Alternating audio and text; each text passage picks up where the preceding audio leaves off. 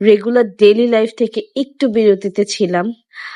আবার নতুন করে ডেইলি লাইফে ব্যাক করেছি। নতুন করে না, পুরোনো লাইফেই আবার ব্যাক করেছি। আসসালামু আলাইকুম, welcome to my daily blog. তো ওই যে আমার রেগুলার যে ডেইলি ব্লগ ছিল বা ডেইলি লাইফ বা ডেইলি রুটিন যেটাই বলেন না কেন, সেখানে আবার চলে আসছি, কারণ আমি বাংলাদেশে চলে আসছি।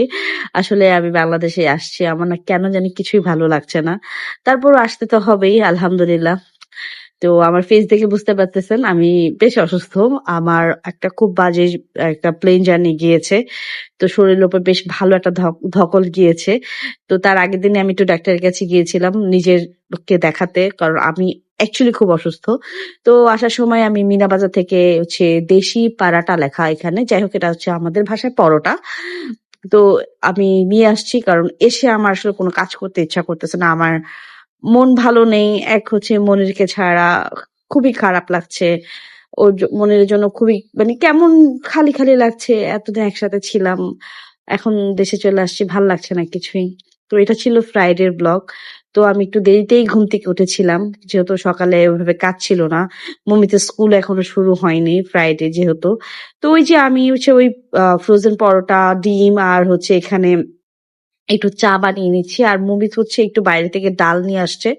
সাথে করে মুমিত কিন্তু বাজারও করে নিয়ে আসছিল। আমি দেখাচ্ছি, আমি একটু চা বানিয়ে নিলাম। মুমিত হচ্ছে চা খাবে না। আমি একটু চা খেয়ে নিলাম। তো মুমিত হচ্ছে যখন ডাল আনতে গিয়েছিল সাথে বাজারও করে নিয়ে আসছে। আলহামদুলিল্লাহ আমার ছেলে এখন বাজার করা শিখে গিয়েছে। তার বাবা তাকে একদম কিভাবে বাজার করতে হয় একদম ফুল ট্রেন্ড আপ করে ফেলেছে। এখন আর আমার কষ্ট নাই, সে নিজে এখন বাজার করতে পারে।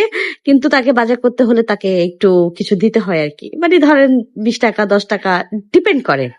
তো সে বাজার টাজার করে নাস্তা করে মাসাল্লাহ নামাজের জন্য নিজেই চলে গেছে। খুব একটা বেশি বলতে হয় না, এখানে সে আমাকে কি যেন একটা বলতেছিল, আমি এখন ভুলে গেছি। তো মুমি যখন চলে যাচ্ছিল এর ভিতরে আমি একটু আদা রসুন ছিলে নিচ্ছিলাম। কিছু করার নাই, কারণ ফ্রিজে এক ফোঁটাও আদা রসুন ছিল না। যেহেতু আমি একটু বিফ রান্না করব, তো এগুলো একটু পরিষ্কার অল্প একটুই ব্লেন্ড করে নিয়েছি। আর এখানে আমি আজকে মাখিয়ে গরুর গোস্ত রান্না করব।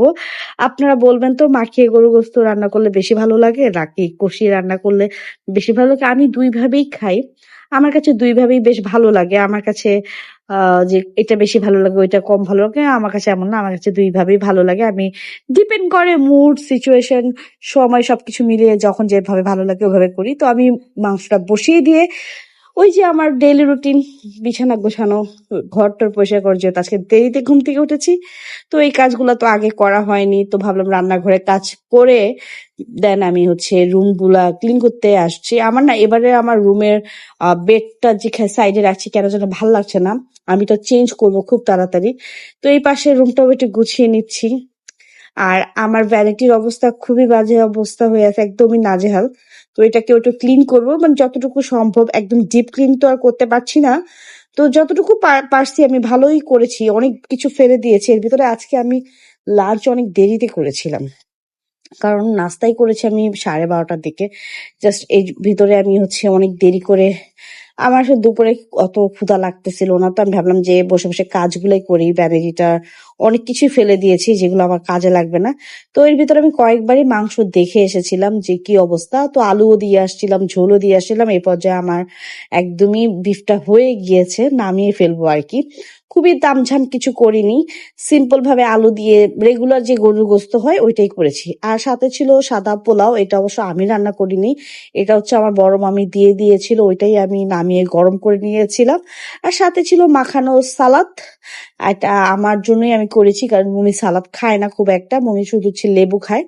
তো আমি একটু মাখানো সালাদ দিয়ে খেতে আমার বেশ ভালোই লাগে। সাথে থাকবে একটু লেবুর রস, একটু চাট মশলা। খিচুড়ি, তেহারি বা পোলাওর সাথে সালাদ না হলে কি হয় বলেন? আমার তো সালাদ লাগবেই। তো এইভাবেই আমি একটু সারাদিন সেটা একদম মনে হয় 5টার দিকে আমি লাঞ্চ করতে বসছি, বুঝে নেই অবস্থা, মানে আমার খিদাই লাগতেছিল না। তো লাঞ্চ টাঞ্চ করতে করতে মোটামুটি সন্ধ্যায় হয়ে গিয়েছে কাজটা শেষ করে। তো রাতে আর ওইভাবে কিছু বানানো হয়নি, সন্ধ্যায় নাস্তাও না। তো জাস্ট মা ছেলে দুধ খেয়ে ঘুমিয়ে গিয়েছিলাম। এই ছিল ব্লগ। আল্লাহ হাফেজ।